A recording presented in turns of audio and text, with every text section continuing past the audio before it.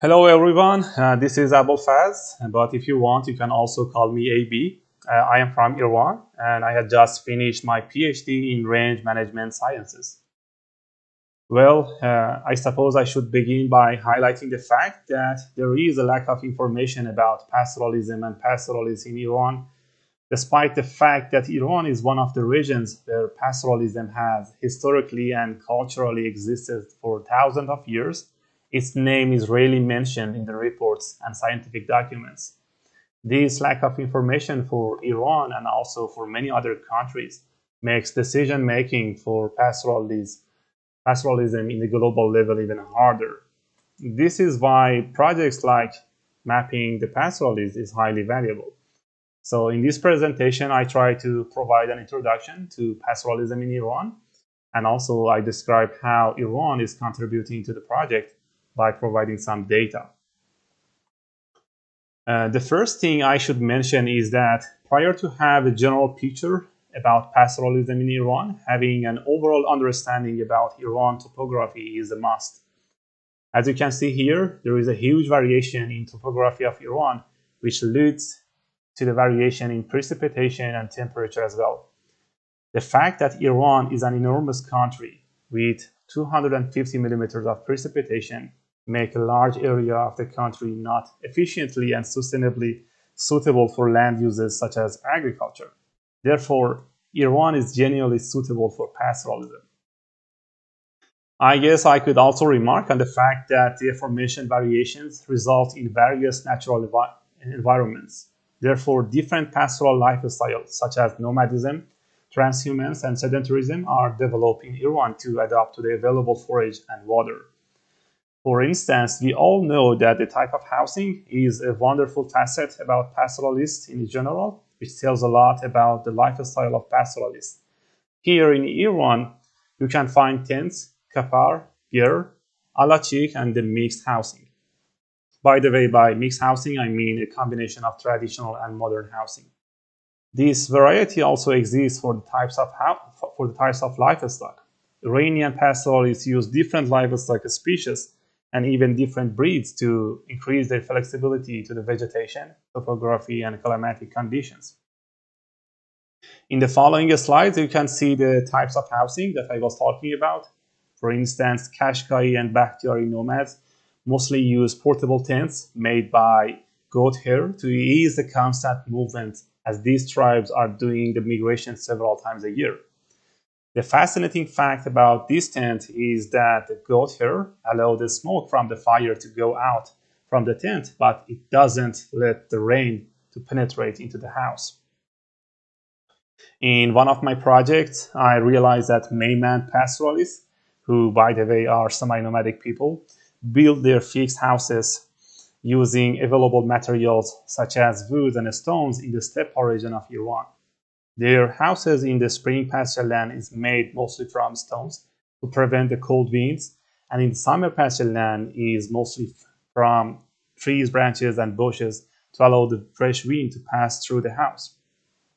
In the winter, some of the families still live in the handmade caves, which are carved out in the mountains because of the cold weather. In Turkmen Sahara, the region that I have done most of my research, I saw Turkmen transhuman use the yurt made by reed, which is available in the region. And as the region has a high temperature and humidity, which sometimes goes even up to 70%, in spring and summer, it keeps the atmosphere inside the house fresh.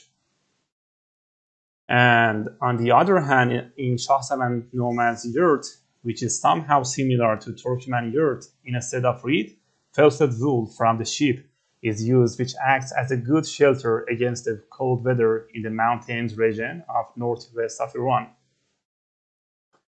And in another project among Chekari nomads, I noticed that the mixed houses is used by them, a combination of tent and concrete houses that you can see here. Another point about pastoralism in Iran is who are the people responsible for rangeland, pasture lands, and pastoralists. Rangeland and natural lands in Iran are common lands owned by the government and managed by Forest, Rangeland, and Watershed Management Organization of Iran.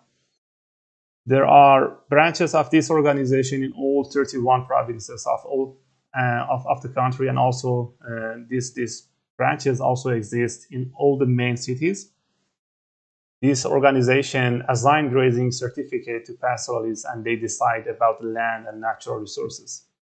Also, Nomads, a fair organization of Iran, with its branches in most provinces, is responsible for nomads' welfare. Because nomads are an important part of Iranian society, their population and data is tracked through the national census each 10 years. I can say that the population of nomads in Iran has not changed that much. It has mostly fluctuated around 1 million to 2 million people in the last century. And if you compare the map in 1987, which shows the distribution, also the number of families, pastoral families in Iran, and compare it with the map that we have for 2018, you can notice that much differences. But the proportion of pastoral nomads to the total population of Iran has declined drastically. As you can see here, when we compare, in 1999, the population of Iran was 72 million people. In that time, less than 2 million people were nomads. When we compare it with 1939, we can see that more than 20% of the population in that time were nomads. So, as you see, there are good data and information available for pastoralism in Iran, particularly nomads, but this information is not often available to the global audience. This is one of the reasons that pastoralism in Iran is not recognized as much as it should be.